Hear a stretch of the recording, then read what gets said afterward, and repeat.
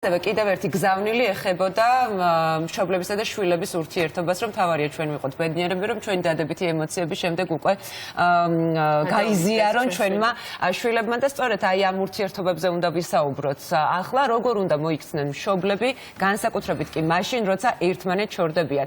როგორ უნდა მივაწოდოთ აი ეს ინფორმაცია ჩვენ შვილებს უმტკივნეულოდ და სტრესის გარეშე.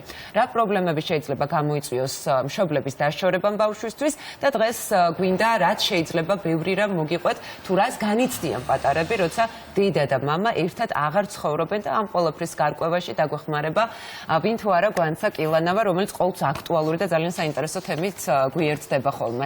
გვანცა, არაჩვეულებრივად გამოიყურები და თემაც ბევრი მშობლისთვის ძალიან საინტერესოა. შევადგმშვიდობისა, მოგესალმებით, მივესალმებით ჩვენს მაყურებელს. როგორც აღნიშნეთ, აკო ძალიან აქტუალურ და მნიშვნელოვან თემაზე გვიწევს საუბარი და ჩვენი სტუმარი იქნება ფსიქოლოგი ნონა ხიდეშელი. გეტყვით, რომ განქორწინება და მისი ბავშვებზე გავლენა არის ძალიან ემოციური, ფსიქოლოგიურ და ასევე სოციალურ განვითარებაზეც მოქმედებს. ეს გავლენა მრავალფეროვანია და დამოკიდებულია ბავშვის ასაკზე. მისი პიროვნული თვისებებისა და მშობლების ურთიერთობის ხარისხზე დაშორების პროცესში თვალსაჩინოებისთვის მე მოგიმზადეთ პატარა ვიდეო, სადაც ჩანს თუ რა გავლენა აქვს მშობლების დაშორებას ბავშვებზე. ყველაფერი რა თქმა უნდა არის ინდივიდუალური, მათ შორის ბავშვების რეაქციები, მაგრამ ჩვენ კონკრეტული კვლევის მაგალითით მოვამზადეთ ეს ვიდეო, რომელიც ვფიქრობ, რომ საკმაოდ საინტერესოა და უფრო თვალსაჩინოს გახდის, რას გრძნობენ ბავშვები აი იმ დროს, როდესაც მშობლები ერთად აღარ არიან. შეგვიძლია ვნახოთ ვიდეო და შემდეგ გავაგრძელოთ საუბარი. მშობლების განქორწინება უარყოფითად აისახება ბავშვის უსაფრთხოების განცდაზე მაშინაც კი, როდესაც მას არანაირი სიმპტომი არ აქვს. ყველაზე მეტად მაშინ უჭირს, როდესაც რომელიმე მშობელი გადადის სახლიდან. კვლევების მიხედვით დგინდება, რომ ბავშვს მშობლების განშორების შესაძლებლად 3-დან 5 წლამდე სჭირდება დრო. ისინი მოზრდილ ასაკში არ არიან თავდაჯერებულები და უჭირთ სასიყვარულო ურთიერთობები. ბავშვისთვის განსაკუთრებით საზიანოა მშობლებს შორის კონფლიქტი. ერთი და იმავე ოჯახის წევრმა ბავშვებმა შეიძლება განსხვავებულად განიცადონ და განსხვავებული გავლენა იქონიოს მათ ფსიქიკაზე. ჩვილებს აქვთ შემდეგი სიმპტომები: ძილი სირთულეები, ტირილს იწყებენ უმიზეზოდ და ასევე ხშირად ეწყებათ კვებისა და ნაწლავების ფუნქციის დარღვევა. 5-დან 12 წლამდე ასაკის ბავშვები უფრო მარტივად ეგუებიან რეალობას, რადგან მშობლებთან კამათს ნაკლებად ბედავენ, თუმცა თავს მარტოსულად გრძნობენ და ფიქრობენ, რომ არავის სურს მათზე ზრუნვა. ამ დროს ხშირად ტკივდებათ მუცელი და თავი, ტირიან უმიზეზოდ, უჭირთ კონცენტრაცია, სკოლაში დავალებების შესრულება და მეგობრებთან ურთიერთობა. თინეიჯერობის დროს მოზარდების უმრავლესობა ადვილად ეგუება მშობლების დაშორებას, რადგან სახლის პრობლემებს მეგობრებთან გაურბიან, ამ ასაკში უკვე აქვთ ჰობი და ამით იქცევენ თავს. ზოგიერთი მათგანი დეპრესიაში ვარდება, აქვთ ბრაზი და შფოთვა, აკრიტიკებენ მშობლებს, რომლებსაც დამნაშავედ თვლიან. კვლევები დგინდება, რომ ყველა ასაკის ბავშვს სჭირდება დახმარება და მხარდაჭერა, რათა მარტივად შეეგუონ მშობლების დაშორებით გამოწვეულ ცხოვრებისეულ სირთულეებს. კვლევების მიხედვით, როგორც დგინდება და როგორც ვიდეოშიც ვნახეთ, მშობლების განშორების შემდეგ ბავშვები ხშირად არიან დეპრესიაში, სხვადასხვა ემოციური ფონი აქვთ და ასევე უნდა აღვნიშნოთ ისიც, რომ სხვადასხვა დროს ჩატარებული კვლევების შედეგად ასევე აღმოჩნდა ის, რომ როდესაც ბავშვების მშობლები შორდებიან ზრდასრულ ასაკშიც და ბავშვობაშიც უფრო აქვთ ეს ფსიქიკური და ემოციური პრობლემები, ვიდრე ისეთ ოჯახში, სადაც სრულფასოვანი გარემო, რა თქმა უნდა, სრულფასოვანობაში გულისხმობთ იმას, რომ არ არის კონფლიქტი, დაძაბული სიტუაცია, იმიტომ რომ ხშირად არის ხოლმე, რომ აი ამ უთანხმოების მიუხედავად კვლავაც აგრძელებენ ოჯახურ ცხოვრებას და ეს მოქმედებს ბავშვზე. რას გვეტყვით ამ კვლევასთან დაკავშირებით? ძალიან საინტერესო კვლევა, მოგესალმებით პირველ რიგში. ისიც რა, ყველაზე საინტერესო რა არის ბავშვისთვის პირველი მოდელი სამყაროს, ეს არის მისი მშობლები. ის თუ როგორ გაგრძელდება შენი ურთიერთობა სამყაროში, შენ დაცული იქნები თუ მთელი ცხოვრება უსაფრთხოების ძიებაში იქნები თუ აი თქვენ პირადი ურთიერთობა ახსენეთ. პირად ურთიერთობებში აი ეს ტოქსიკური რომ ყალიბდება ადამიანი და ცხოვრება არ გამოსდის პირადი, აქ უფრო დიდ როლს თამაშობს ემოციური დეფიციტი ბავშვისთვის, თუ მას აკლია სითბოს, სიყვარულის, მზრუნველობის, დაცულობის განცდა. ეხლა რატო არის ესეთი რთული ხო ბავშვისთვის გადატანა მშობლების დაშორების, იმიტომ რომ მშობლები ერთიანობაში აი ამ დაცულობის შეგრძნებას იძლევა სიყვარული, ემოცია და ჩვენ სულ საუბრობთ, რომ რაღაც ასაკამდე ბავშვი უნდა დაახრჩოს სიყვარულში. სამწუხაროდ ჩვენ ცხოვრობთ სამყაროში, სადაც აი სტრესისგან ვერავინ ვერ დაგიცავს, ოჯახებიც ინგრევა, თუ არ ინგრევა, არის ხშირად ოჯახებში ძალიან რთული ურთიერთობები, რთული ემოციური ფონი, მაგრამ მე მაინც ვიტყოდი ესე, რომ თუ არის ოჯახი, თუ არის დედა და მამა, ყველაზე მნიშვნელოვანია ბავშვი იყოს ემოციურად დედის და მამისგან ამ გაზიარებული ემოციით. ეს არის ყველაზე მნიშვნელოვანი შემდგომში უკვე ჯანსაღი ფსიქიკის ჩამოყალიბებისთვის. იმიტომ რომ ბავშვს არ უნდა ქონდეს დაუცველობის, მარტოობის განცდა. ეს არის ყველანაირი ფსიქოლოგიური პრობლემების საწყისი. მოდით ნახოთ კიდევ ერთი ვიდეო, რომელიც ვფიქრობ საკმაოდ ემოციური არის. ერთი ბიჭი გვიზიარებს თავის ისტორიას, მშობლების დაშორების შემდეგ რას გრძნობს და როგორც ჩანს, პირდაპირ ვერ გამოხატავდა ამას და გადაწყვიტა რომ დაეწერა მათთვის წერილი და შეგვიძლია ვნახოთ ეს ვიდეოც და შემდეგ განვიხილოთ. ძვირფასო დედა და მამა, მე ვარ პატარა და მიჭირს სიტყვებით გადმოვცე რა ხდება ჩვენს ცხოვრებაში. როდესაც რომელიმე თქვენგანის დატოვება მიწევს, გული მწყდება, თავს უსაფრთხოდ ვერ ვგრძნობ, მეც თქვენაირი ადამიანი ვარ. მე მჭირდება სიყვარული, ყურადღება, აღზრდა, სტაბილურობა, თანმიმდევრულობა. სიყვარული, გაგება, სიმშვიდე და ჩემთვის აუცილებელია უგრძნობდე რომ თქვენ გჭირდებით. როდესაც ჩემს გამოჩხუბობთ ან თქვენ კამათს ვესწრები, ამ დროს ვგრძნობ რომ თქვენთვის მთავარი მხოლოდ ის არის რომ ერთმანეთზე გაიმარჯვოთ. ზოგჯერ მგონია რომ ეს გამარჯვება თქვენთვის ჩემს სიცოცხლეზე მნიშვნელოვანია. ასეთ დროს თქვენგან ვსწავლობ რომ ჯობია იყო მართალი, ვიდრე გიყვარდეს. როცა ჩემს ტკივილს გულში ვინახავ, რომლებიც ზრდასრულების ტკივილს გავს. ამ განცდების გამო ბავშვობას მყარავთ. თქვენ მირყევთ რწმენას, რომ სიყვარული უპირობოა. შეიძლება დღეს ამას ვერ ვხვდებით, მაგრამ დიდი რისკის ქვეშ მაყენებთ. ასე შეიძლება ამ გრძნობებმა დამანგრიოს. თქვენი ზრუნვის გარეშე მე ვარ ამ სამყაროში დაუცველი. იცოდეთ, რომ ასე იაზრებს ბავშვი მშობლების განქორწინებას. და ამ ვიდეოში ძალიან კარგად ჩანდა ხო ალბათ განსაშენს დამეთანხმები, რას გრძნობენ ხოლმე ბავშვები და როგორი უნდა იყოს მშობლის დამოკიდებულება, რომ მათ ადრეულ ასაკში განსაკუთრებით არ მიადგეთ აი ეს ზიანი. მაგრამ ისმის ასეთი შეკითხვა, საინტერესოა, როგორ უნდა ამოვიცნოთ პირველ რიგში, რომ ბავშვი არის დეპრესიაში, არის აი ამ განცდებში, სამყარო, რომელიც თითქოს უკვე ჩაკეტილია გარე სამყაროსგან და როგორ უნდა დავეხმაროთ, საინტერესოა. იცით, აი განაბიჯები გადავდგეთ. ნობასთან გეტყვით მშობელი თუ ემოციურად და ძალიან ყურადღებით არის შულთან ურთიერთობაში ჩართული, გამორიცხულია რომ მას გამოეპაროს ბავშვის პრობლემა. უბრალოდ არის ხშირად რომ ისე ხარ შენი პრობლემები თუ შენი სამყაროთი თუ შენი არასრულფასოვნებით და ნუ ბოლო-ბოლო არ შეუძლია ადამიანს ბიოლოგიურად რომ მშობელი ხარ არ ნიშნავს რომ შენ ემოციურად ამისთვის მზად ხარ. ეს არის შიშველი სიმართლე ხვდებით. და თუ მშობელი არის ყურადღებიანი, გარკვეული, გაცნობიერებული, ის აუცილებლად მიხვდება, რომ ბავშვს აქვს პრობლემა, იმიტომ რომ ბავშვი იკეტება. აი ხა ეს რეალური წერილია. დიახ. ეს როგორი ღრმა წერილია, ხა ესეთ პატარა ასაკში რომ ბავშვი ესეთი სევდით იყურება და ესეთ წერილებს წერს, შეუძლებელია აქ ხა მშობელი არ დაფიქრდე რომ რა ხდება, ხო, იმიტომ რომ ასაკისთვის ხო ცოტა შეუსაბამოა ესეთი სიღრმისეული ხედვა ცხოვრებაზე არა. ანუ რამხელა ტრაგიზმია ბავშვი რეალურად დალექილი. იცით, სამწუხაროდ ესეთი გამონათქვამი აქვს ფროიდს, რომ ჩვენ ყველას გვაქვს ნევროზი, იმიტომ რომ ყველას გვყავდა დედა და მამაო. ანუ ეს არის აქ მარტო სამწუხაროდ ეს ქორწინება, გაშორება, არ გაშორება, არ წყვეტს არაფერს. ყველაზე დიდი დეფიციტი ეს არის მშობლების ემოციური ჩართულობა ბავშვთან. ეხა ამ ბავშვის წერილში ჩანს, რომ მას აკლია ზოგადად ემოცია, აკლია გაგება, აკლია მოსმენა. ეხა ჩვენ შეიძლება ზრდასრულობაში ძალიან მაგარი ტიპები ვართ და აღარ გვინდა არავის მხარდაჭერა, მაგრამ 10 წლის ესე ხო არიყავით არა?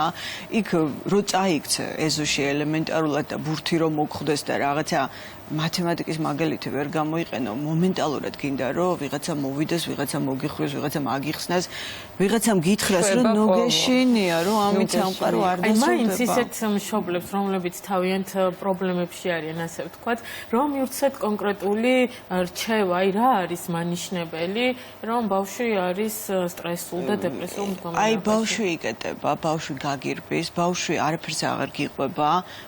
ინდიფერენტულად პასუხობს ყველაფერზე, რომ არა უშავს, არაფერი არ ხდება, პრობლემა არ აქვს. თავისთვის არის ცდილობს სულ ამ გაჯეტებით დაკავდეს, ეს ხო არის უკვე საგანგაშო მდგომარეობა, ან მეგობრებთან ვეღარ ახერხებს კომუნიკაციას, ან სკოლაშიც რაღაც, ან აღარ უნდა საერთოდ სერული, ან სპორტი აღარ უნდა, ეს აღარ უნდა. ხასიათის ცვლილება აუცილებლად იჩენს თავს, იმიტომ რომ სოციალიზაციაში უშლის ბავშვს ხელს ხვდები, თუ თქვენ გადაწყვეტეთ, რომ გარემო არის მტერი, არაფერი აღარ გინდათ, აღარც სკოლა, აღარც მასწავლებელი, აღარც სპორტი, არაფერი და მე უბრალოდ ჩემი პირველი რჩევა კი რომ მოთხოვნა იქნება ყურადღებით მოусმინეთ თქვენს ბავშვებს, უყურეთ მას ქცევებს, დააკვირდით განსხვავებას გუში როგორ იქცევდა, სკოლიდან მოვიდა როგორ ხასიათზეა.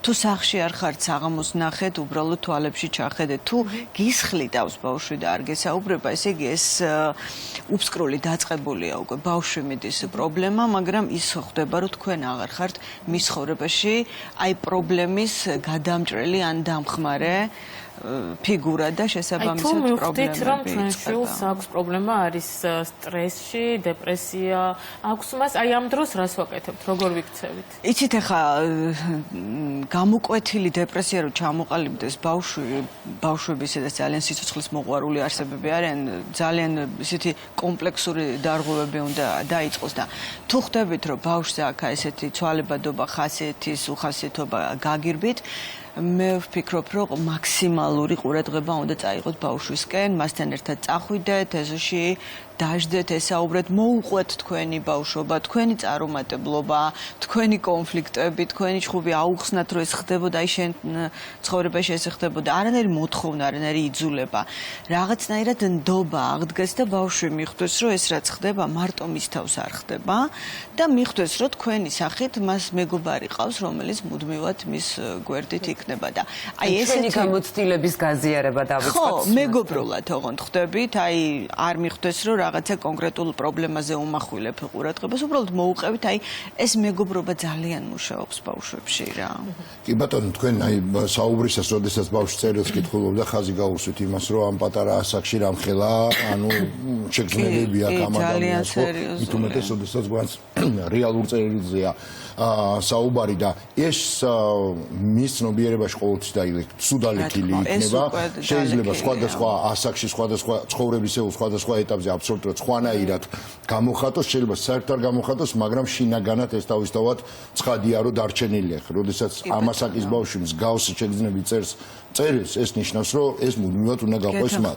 ასევე კვლევებთან დაკავშირებით მინდა კიდევ ერთი კითხვა დავსვა. კვლევები აჩვენებს, რომ მშობლის თანადგომა და სიყვარული განშორების პერიოდში ძალიან მნიშვნელოვანია და ამ დროს ბავშვები ნაკლებად მყინვარულად იღებენ მშობლების დაშორების საკითხს. აი ამ კუთხითაც თუ შეიძლება რაიმე რჩევა რო გავცეთ კი ბატონო. აი ხა ეს ბავშვი რა ქეისეც ყვებოდა, აქ უკვე უმტკივნეულო დაშორება ვეღარ ხდება. ბავშვი უყურებს ყოველდღე კონფლიქტს და აქედან იწყება მისი ტრაგიზმი, ხო? თუ შესაძლებელია, თუ ეყოთ ზრდასრულ ადამიანებს, რა თქმა უნდა, ეს თავისი ნებისყოფა თუ გონიერება, შესაძლოა ეს მოხდეს ისე, რომ ბავშვმა არ იგრძნოს, რომ ის მიატოვეს მშობლებმა. ხვდებით, ან ორი მშობელი დაშორდა, მაგრამ ბავშვმა იგრძნოს, რომ ორივესთვის არის ძალიან მნიშვნელოვანი. შესაძლებელია, ხო, ამას მაღალი ცნობიერება ჭირდება, ნებისყოფა ჭირდება. ეს არის ერთადერთი ვარიანტი, მაგის რომ ბავშვზე არ აისახოს, ანუ დედასთან ატაროს, მამასთან ატაროს, ბავშვის თანდასწრებით კომუნიკაცია იყოს ჯანსაღი, მასზე ორიენტირებული, მე უკვე მარტივად ბავშვი ხვდება, რომ მის ცხოვრებაში ბევრი არაფერი შეიძლება მშობლების კომუნიკაცია იყოს ჯანსაღი და ბევრი მშობელი იქცევა კიდეც გონივრულად მიუხედავად იმედგაცრუებისა ერთმანეთის მიმართ და აი ამ განშორების ძალიან მტკივნეული ეტაპისა, მაგრამ არიან ბავშვები, რომლებიც აი ამ მომენტს, აი ამ ფრაგმენტს მაინც განსაკუთრებულად სენსიტიურად განიცდიან ხოლმე. ხვდებით, მე იმიტომ ვთქვი თავიდან, ეს არის სამყარო, სადაც შენ დაცული არაფრისგან ახარ. თუ ძალიან სენსიტიურია ბავშვი, ის რა თქმა უნდა დაცული არაფრისგან არ არის. სენსიტიური ბავშვები ზრდასთან მიმართებაში ნელ-ნელა უნდა ვეცადოთ მშობლებმა, რომ ამ ემოციებთან გამკლავება ვასწავლოთ. ასევე უნდა ვესაუბროთ ბავშვით, ბავშვი არ უნდა დავტოვოთ ვარდისფერ სამყაროში. მას უნდა ვესაუბროთ, რომ იცით რა, ის სამყაროში ბევრი რამ ხდება. შეიძლება ფილმის ყურება, ბავშვთან გარჩევა. ბავშვი უნდა მიხვდეს, რომ ეს რაღაცა ესეთი შუშის არ არის სამყარო ხდებით, აი მუდმივად რაღაც ხდება, ბავშვი რომელმაც სხვა ბავშვი რომლის მშობლები დაშორდნენ, მაგრამ ჩვეულებრივად ცხოვრობს, არის ურთიერთობები. აი ამ კომუნიკაციაში ბავშვი იზრდება, ცნობიერება ყალიბდება. ჩვენ ქორწინების მიზეზებზე თუ უნდა ველაპარაკოთ ჩვენ შვილებს. იცით ეს რამდენად სწორია, არასწორია მშობლის მხრიდან. ჯობია რომ ვესაუბროთ ბავშვებს ყველაფერზე. ბავშვი რომელიც არის მოქცეული სრულ ამ უვიცობაში, არცოდნაში, ის მერე ამას ხშირად ძალიან აგრესიულად იღებს და თავს დამნაშავედ მის ენაზე ხო შეიძლება ვესაუბროთ რა ასაკშიც არის ბავშვი, მისთვის გასაგებად რომ აუხსნათ. აი ეს არის კიდე ძალიან მნიშვნელოვანი. აქვე ერთ კითხვასაც დავსვამ და შემდეგ ვიდეოზე გადავიდეთ. ეხლა რომ უნდა ვესაუბროთ თუ არა, როცა დავსვით კითხვა, მე მგონია რომ უნდა ვესაუბროთ, იმიტომ რომ კვლევებიც ადასტურებს, რომ როდესაც არ იციან ბავშვებმა მიზეზი, საკუთარ თავს აღიქვამენ დამნაშავედ. აი ეს რატომ ხდება? მიზეზის არ ქონის გამო თუ შეიძლება რომ არა, მე მგონია, მე მახსენდება ჩემი თავი ბავშვობაში, მაგალითად სკოლაში მასწავლებელი გაბრაზებული რომ დამელაპარაკებოდა, სულ მეგონა რომ დამნაშავე ვიყავი და მე მივხვდი რომ ის ადამიანი იყო რომელიც თავისი პრობლემებით მოდიოდა სკოლაში. ბავშვი იმდენად სენსიტიურია, იმდენად ემოციური ქმნილებაა, რომ და ეს იმდენად პირდაპირ თავის თავზე იღებს ყველაფერს, რომ გონია, რომ აი მამა რო არ მოდის, მან რო გუში რაღაც დააშავა, მან რო რაღაც არ შეუსრულა. ესე მიდის, ხვდებით, ესე მიდის აზროვნება. ნუ აი ნელა ყალიბდება, ხო? ბავშვი აზროვნება, ესე მიდის ჩამოყალიბება და ამიტომ აქ კომუნიკაციის ჩართულობას აქ ძალიან დიდი მნიშვნელობა ვესაუბროთ ბავშვებს. ვესაუბროთ გასაგები ენაზე ნებისმიერი პრობლემა მაინც უნდა მივაწოდოთ, თუმცა ეს უჭირთ ხოლმე მშობლებს და რაღაცნაირად ცდილობენ რომ გააკეთილშობილონ და ჩვენ როგორ კულტურაში გავიზარდეთ, იცით, სადაც თითქოს ითვლებოდა რომ არ იყო საჭირო ბავშვს ბევრი რამე გაეგო. ან პირიქით იმდენი ესმოდა რომ შემდეგ ეს ძალიან ცუდად აისახებოდა გამო რომ მშობლებს ემოციების კონტროლი არ შეუძლიათ. ახლა თუ მშობლს ემოციის კონტროლი არ შეუძლია, ბავშვს საშინელებები ესმის იმაზე საშინელებები რაც უნდა ესმოდეს, მაგრამ რადგან ჩვენ ახლა საუბრობთ იმ კატეგორიაზე, ვისაც მოსმენა გაგება შეუძლია, უბრალოდ აქ რაღაცას ვალაგებთ, თორე უამრავი ბავშვია დაუცველი, იმიტომ რომ მისი მშობლები არიან სრულიად გაუწონასწორებელი ადამიანები და ჩვენ 1000 წელი რო ვისაუბროთ, ვერაფერს ვერ დავალაგებთ მათთან რა. კარგით, მოდით ნახოთ კიდევ ერთი ვიდეო, სადაც ასევე არის თინეიჯერი გოგონას ამბავი მოყოლილი, რომელმაც თავიდან საკმაოდ განიცადა, მაგრამ შემდეგ უკვე გაიაზრა და როგორ გაიარა ეს გზა, აი ამას ვნახავთ ვიდეოში. როცა პატარა ვიყავი, მამაჩემი ჯარში მსახურობდა და ხშირად გვიწევდა საცხოვრებელი ადგილის შეცვლა. მე, დედა და მამა ძალიან ბედნიერად ვცხოვრობდით. ერთ დღეს მამაჩემმა გადაწყვიტა პენსიაზე გასვლა და სხვა ქალაქში გადავედით საცხოვრებლად. იქ შევიძინეთ ახალი სახლი და მოვაწყეთ ისე, როგორც ჩვენ გვინდოდა. ძალიან მშვიდად და ბედნიერად ვცხოვრობდით. ერთ ღამეს მამა უცნაურად იქცეოდა. მივხვდი, რომ რაღაც ხდებოდა. მითხრეს, რომ განქორწინდნენ. გაუგნებული ვიყავი და გულწრფელად მეგონა, რომ ისინი ხუმრობდნენ. ჩემს მშობლებს სკოლიდან, თინეიჯერობის ასაკიდან უყვარდათ ერთმანეთი. ისინი 21 წელი იყვნენ დაქორწინებულები. მეორე დილით მამაჩემი დავტოვეთ. მე და დედა კი კიდევ სხვა ქალაქში გადავედით საცხოვრებლად. მალევე აღმოვაჩინეთ მე და დედამ, რომ მამას სხვა ქალი შეუყვარდა, რაც ძალიან რთული გასაგები იყო ჩემთვის. მაინც მქონდა იმედი, რომ ჩემი მშობლები ისევ ერთად იქნებოდნენ. დედაც გაბრაზებული და გულნატკენი იყო. ამიტომ დავიწყეთ ფსიქოლოგთან სიარული. ძიმე ემოციური ფონი მქონდა, სკოლაშიც კი ვერ ვახერხებდი სიარულს. სწავლა ონლაინ გავაგრძელე, უარი ვთქვი სკოლაში სიარულზე. დედა სულ ჩემს გვერდით იყო. ამასობაში მამა დაქორწინდა. მე კი მის ნახვაზე უარს ვამბობდი. ბოლოს დედის რჩევით გადავწყვიტე, რომ გამეცნო მამას მეორე ცოლი. ის მართლა ძალიან კარგი ქალი აღმოჩნდა. მათთან პირველი შეხვედრის დროს მივხვდი, რომ მამასთან ურთიერთობა ძალიან მაკლდა. ამიტომ მომიწია ამ ახალ რეალობასთან შეგუება. როგორც ნახეთ, დედა მიქონია აქ ვფიქრობ განსაკუთრებული გავლენა, ჯერ თვითონ გაიაზრა ეს პრობლემა და შემდეგ უკვე შვილსაც დაეხმარა, რომ კვლავ აღედგინა ურთიერთობა მამასთან. აი, რა მნიშვნელობა აქვს აი ამ ვიდეოში ხა ყველაზე მნიშვნელოვანი რა არის, იცით რამ გამოიწვია ეს შოკური მდგომარეობა, რომ ბავშვი დააყენეს ფაქტის წინაშე უშუალოდ მოვლენის წინ, ანუ იცხოვრა სხვა რეალობაში, ეგონა რომ აქ ყველაფერი იდეალური იყო და აი, როდესაც იყო უკვე პრობლემები, შეიძლებოდა ამის ნელ-ნელა მიწოდება. ეს დაახლოებით იგივეა თქვენი ვიღაც ნაცესავე ახლობელი დიდი ხნით ავათროა ეგუებით რაღაცას და უცებ რომ გარდაიცვლება ადამიანის სრული შოკი გაქვს. აი ეს არის ყველაზე რთული ხდებით, რომ უცებ დააყენეს ბავშვი ფაქტის წინაშე. ნუ მე რა თქმა უნდა ხა დედა აღმოჩნდა სიმაღლეზე, იმიტომ რომ დედისთვისაც არ იქნებოდა ესეთი მარტივი ხო ამის გადატანა და ეს ხა ზუსტად ის кейსია, რომ ჩვენ ვსაუბრობთ ემოციურად უფრო მტკიცე და ცოტა მაღალი ცნობიერების ადამიანებზე და აქ თავდაცვა შეიძლება. კი ბატონო, აქ დღეს ეხლა ძალიან მნიშვნელოვანი თემაა თავისთავად ცხადია და ალბათ ძალიან ბევრი ოჯახი შეეხო მსგავს პრობლემას, მაგრამ ჩვენ საუბრობთ არასდროს დასრული ადამიანების გრძნობებზე და მათ ვითარებაზე, როდესაც ჩორდება წყვილი, არამედ რას განიცდის ბავშვი, ხო, ამ შემთხვევაში. მე მინდა კითხოთ, მანდ არის ორი მომენტი რა. ჩვენ ასევე ვისაუბრეთ და ხაზი გავუსვით იმას, რომ შეიძლება დაშორებულები იყვნენ, მაგრამ თანაც ცხოვრობდნენ და ვახშმობდნენ, სადილობდნენ, არ ვიცი, ტელევიზორს, კინოს უყურებდნენ ერთად. აქ არის ჩემი აზრით ძალიან მნიშვნელოვანი მომენტი და ეს მომენტი ეხება იმას, რომელიც ჯობს იყოს მშობლები თანაც ცხოვრობდნენ და ბავშვი უყურებდეს მუდმივად მათ კონფლიქტურ ვითარებას, თუ ჯობს, რომ უბრალოდ დაშორდნენ და ის რაღაცა გარკვეული პერიოდი ბავშვმა გადალახოს თუნდაც იმის ახსნის ფონზე, რომ იცი რა, დღეს ჩვენ ეს ასე გადავწყვიტეთ და ასე ჯობს. მე ვფიქრობ, რომ კონფლიქტების ხურებას ხო, ჯობს, რომ უბრალოდ წავიდნენ სხვადასხვა გზაზე. ცალსახად ერთი პასუხია, იმიტომ რომ ბავშვი, რომელიც მუდმივი აი ამ კონფლიქტის და სტრესის ქვეშ იზრდება, აი რა დარღვევების ბუკეტი იქნება კაცმა არ იცის. ცალსახად ერთი პასუხია, თუ ორი ადამიანები ერთად ვერ მიდიან, ჯობია დაიშალონ, იმიტომ რომ ბავშვი ამას გადაიტანს უფრო მშვიდად, იმიტომ რომ ბავშვისთვის მთავარი სიმშვიდეა, მისი პირადი სიმშვიდე. აი, თქვენ წეღანა სწორად თქვით, რომ ჩვენ ბავშვის განცდაზე ვსაუბრობთ. ბავშვის განცდა ის კი არ არის, რომ მშობლებს ერთად უყუროს. ბავშვის განცდა თავი იგრძნოს თვითონ მშვიდად და იცოდეს, რომ დედასაც და მამასაც ის უყვარს, ის სასურველია, ის მნიშვნელოვანია. შეგრძნებაა მთავარი. პასუხოთ მოკლედ, ხშირად ხდება ხოლმე ისე, რომ განქორწინების მიუხედავად იმისთვის, რომ ბავშვი არ დაისტრესოს, აი როგორც აღნიშნულა, ერთად ვახშმობენ, სათამაშოდ მიყავთ, სასეირნოდ გადიან. ეს რამდენად სწორია? ძალიან სწორია, იმიტომ რომ ბავშვს აქვს ერთიანობის განცდა. ისევ განმეორდები, ბავშვი ამოდის პირადი შეგრძნებით, ხვდები?